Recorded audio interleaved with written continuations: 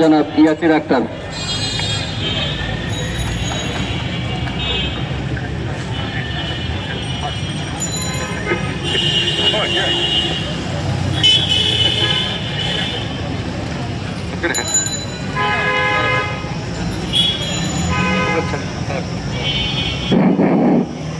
বিসমিল্লাহির রহমানির রহিম।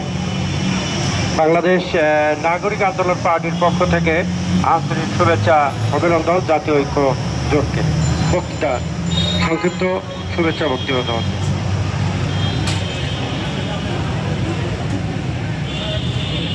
দেশের প্রতিকূল অবস্থা তো ভালো না। আশা করি দেশের পরিবেশ, নির্বাচনী পরিবেশ তৈরি হোক, প্রতিকূল অবস্থা ভালো হোক। সমস্ত ইসলামিক দলের নেতাদের সাথে দেশের প্রতিকূল অবস্থা, পরিবেশ তো ভালো না। আশা করি দেশের পরিবেশ, নির্বাচনী পরিবেশ তৈরি হোক।